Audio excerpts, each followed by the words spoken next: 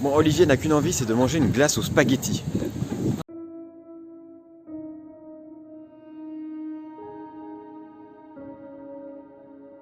Alors, nouveau jour à Heidelberg. Et là, on va aller visiter donc le château d'Heidelberg. Celui qu'on voyait hier depuis la promenade des philosophes notamment.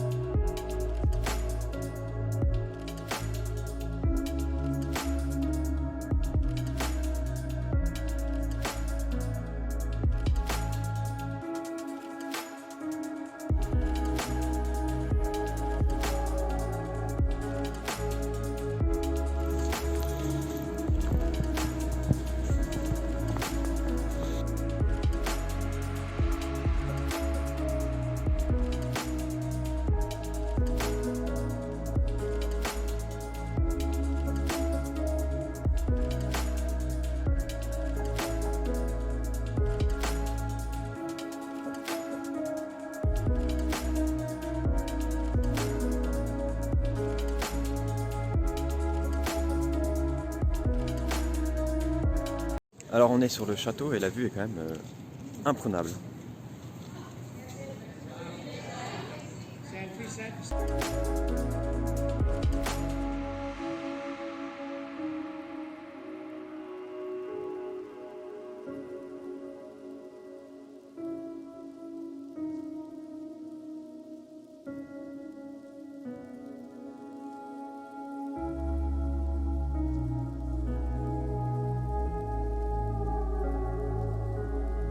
Alors une bonne partie du château est en ruine, mais c'est assez intéressant de voir justement les différentes époques de construction.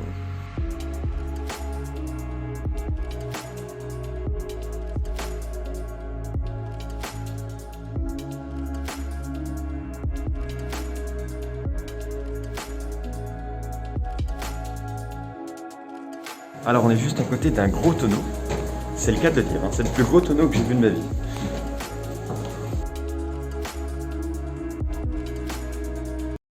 Alors on vient d'aller voir un gros tonneau et en fait l'histoire dit que ce tonneau était autrefois gardé par un nain qui s'appelait Percheo parce que quand on lui demandait s'il voulait boire un verre de vin, il disait Percono. Et vu qu'il était italien, ça veut dire pourquoi pas. Enfin, excusez mon accent italien, hein, je ne parle pas du tout italien. Et le truc c'est que un jour son médecin lui a dit de boire un verre d'eau puisqu'il buvait peut-être un peu trop de vin. Et puis bah, il est mort le jour d'après. Donc voilà, c'est l'histoire de Percheo, très intéressant, hein, évidemment.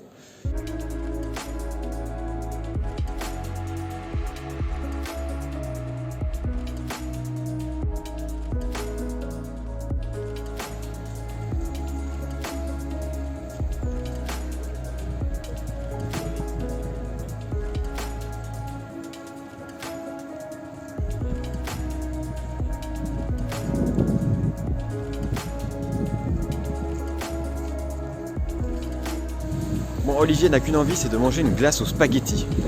Non, c'est pas une glace aux spaghettis, c'est de la glace en spaghettis. En spaghetti. Saveur spaghetti? Non, c'est pas. Putain, t'es con. Ah, je pensais que c'était ça en fait. C'était ça. Bah oui. C'était con. Ah, c'est pas ça? Ouais, non, c'est de la glace, mais qui est en forme de longue file comme des spaghettis. Oh, bah d'accord. Rien d'exceptionnel quoi. Alors, je sais pas vous, mais moi j'ai comme une petite envie de saucisse là. Bon, va falloir trouver une currywurst. Olivier, toujours très cohérent, qui aime pas l'industriel en France, mais qui adore l'industriel à l'étranger. Dunkin' Donuts, c'est une chaîne américaine, donc toujours. Mais oui. Alors avec Olivier, on vient de s'amuser à traduire les noms des grands compositeurs. Et en fait, Johannes Brahms, c'est Jean Brahms. Ludwig van Beethoven, c'est Louis de Beethoven. Antonio Vivaldi, c'est Antoine Vivaldi. Faut pas traduire, ça pue la merde. Alors là, on va à Speyer, qui est une ville au sud de Mannheim. Et dans cette ville, il y a une cathédrale inscrite au patrimoine mondial de l'UNESCO. Et donc, on va aller la visiter.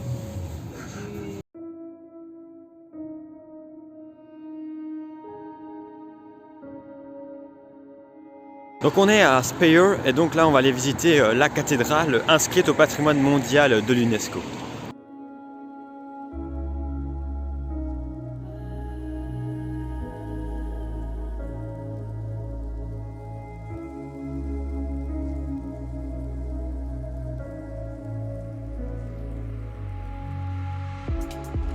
Une navette spatiale rouge.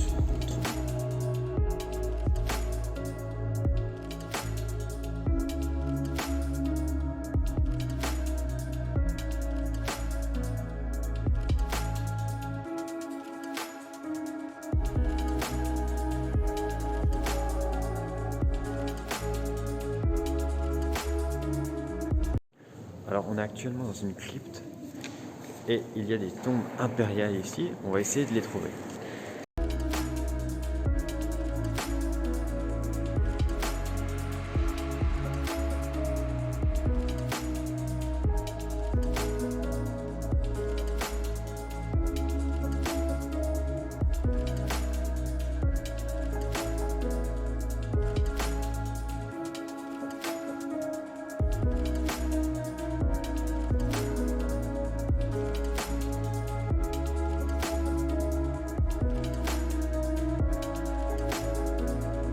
Alors on vient d'aller voir la plus grande crypte romane du monde et puis là on va aller voir un musée de la technique où il y a, paraît-il, un sous-marin, un hélicoptère, une navette spatiale. On va aller voir tout ça. Alors déjà avant même d'arriver à ce musée, d'ici on voit un avion. Alors tu te dis les gars déjà ils n'ont pas fait dans la démesure tu vois. Il y a un avion au-dessus du bâtiment. Ça va.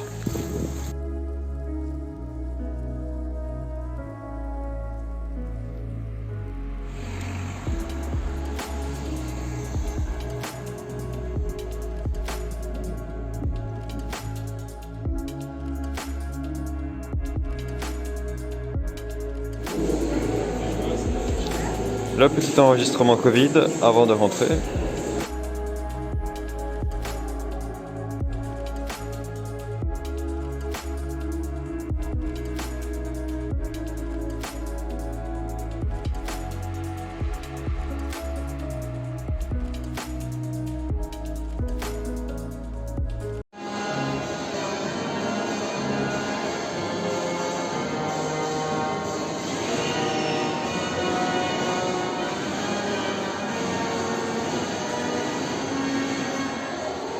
Alors c'est pas du tout dans la démesure, hein, mais j'adore.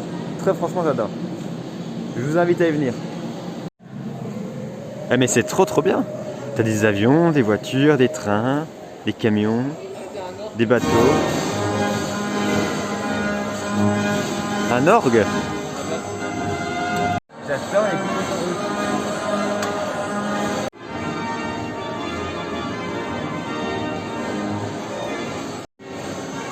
Un projecteur mobile pour voir les avions durant la Seconde Guerre mondiale. Alors ça, j'avais jamais vu. Hein.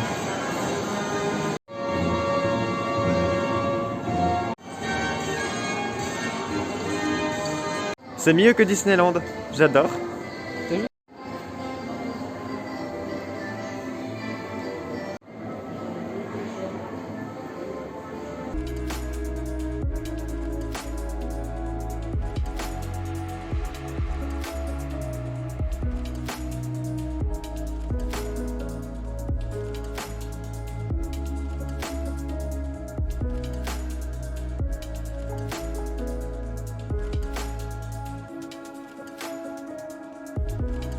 En vrai, si vous passez par là, venez-y. C'est vraiment excellent. J'ai rarement vu un musée aussi génial. Alors je crois qu'on a vu la partie la moins impressionnante, puisqu'en sortant, on voit carrément des avions, des bateaux. Et je crois qu'il y a une navette spatiale également. Normal, hein.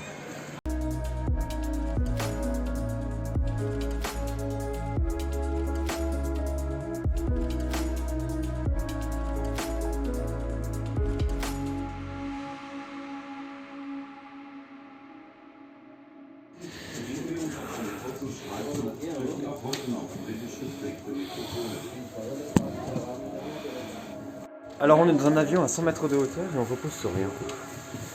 C'est génial. Il est extrêmement penché. On est à 100 mètres de hauteur. Moi je sais pas à combien, mais le fait est qu'on est penché.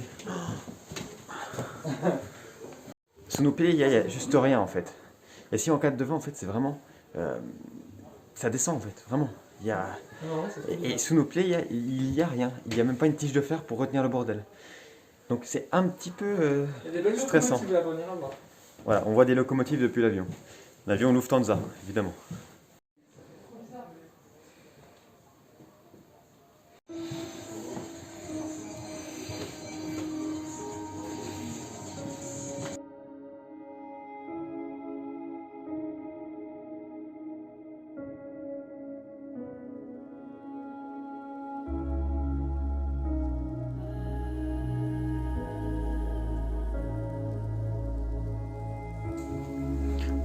Allez, Olivier va aller dans les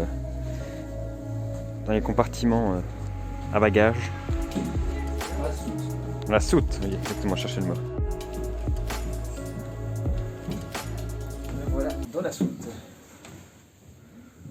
Attention, ne mets pas tes pieds là dans les... Faut pas mettre ses pieds n'importe où. Hein. On n'a pas envie de passer à travers.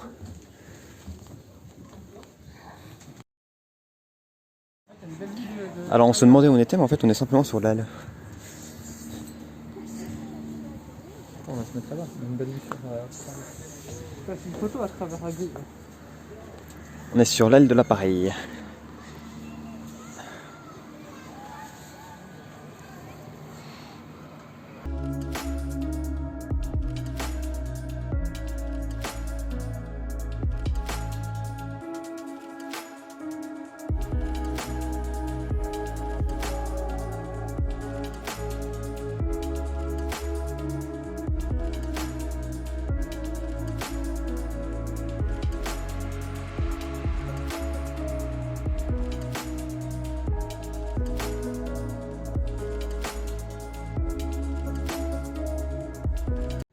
Bon, alors on vient de descendre de notre S747 que l'on voit juste ici derrière. C'est quand même assez impressionnant et on a l'impression d'être sur rien. Et en fait, vraiment, il y a cette inclinaison. Enfin, c'est très impressionnant. Si vous passez par là, allez-y. Bon, après, c'est vrai que l'entrée est assez chère. Hein. C'est 17, 18 euros, je sais pas combien. Mais bon, ça vaut le coup. Hein. Ça vaut vraiment le coup. Il y a des trains, il y a des avions. Et on va bientôt aller voir la fusée. Oui, il y en a un qui va se faire virer du parc. Ouh. Oui, oui, on parle de toi, on parle de toi. Tu peux t'en aller, je t'ai vu. Monsieur, revenez ici, vous n'avez pas le droit. Non mais il est sérieux en plus le mec.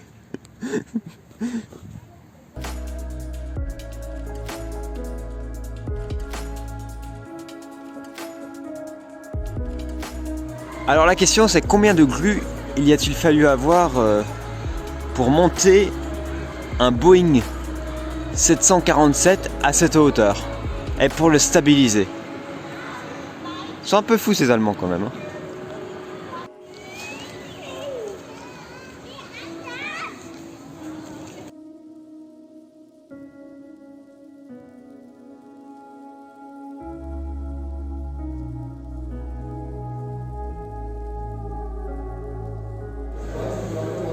Alors voici la nourriture pour l'espace, des spaghettis et des boulettes.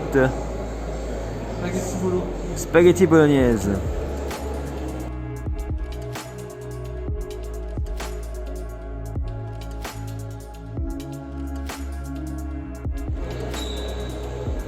Le projet Icar, l'homme qui a sauté depuis l'espace.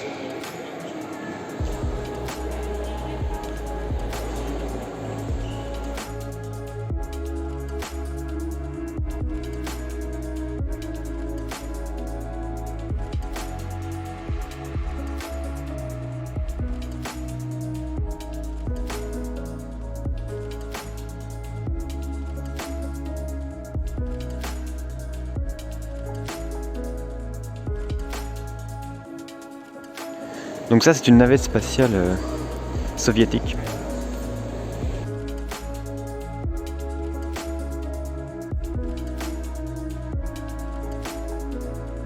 Alors aux États-Unis, bien sûr qu'il y a des navettes spatiales qui sont visitables, mais dans le reste du monde, c'est la seule. Et elle est juste derrière moi.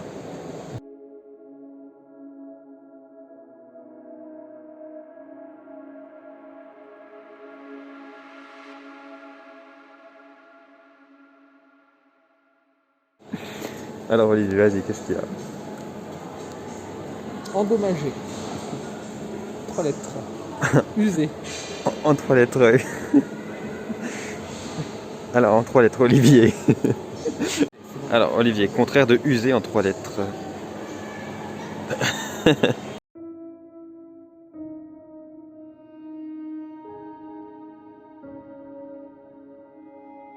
Alors, on a une piste juste à côté, donc un avion qui va atterrir.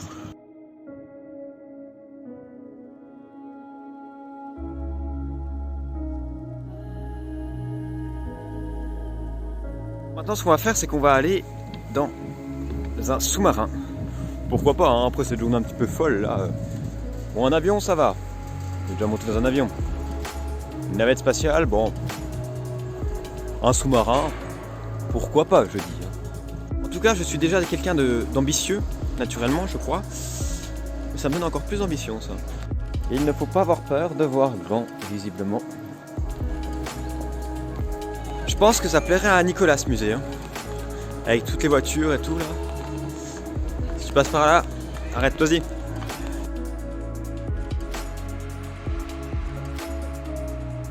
Par contre, j'ai du mal à trouver un fil rouge. Hein. Des avions, des tanks, des motos, des voitures, un sous-marin, une navette spatiale. Bon bah le fil rouge c'est la technologie et les techniques, les moyens de déplacement, d'accord. Il n'y a pas une mesure de café de ouf, hein. C'est-à-dire qu'il y en a ici, un peu ici et là. Et ça donne un esprit de grandeur, quelque chose de... Ça apporte quelque chose quand même, il y a une muséographie derrière, mais c'est vrai que c'est pas très ordonné en fait, ça part un peu dans tous les sens.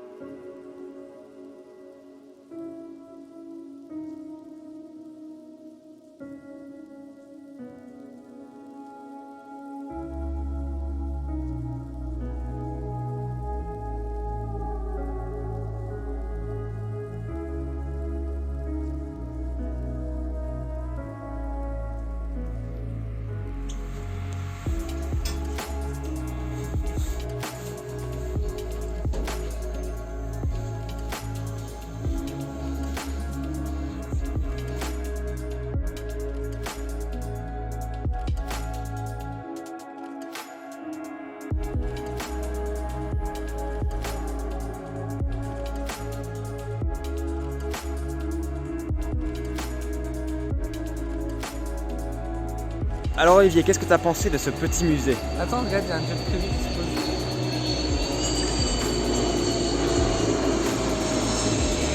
Oui, et donc?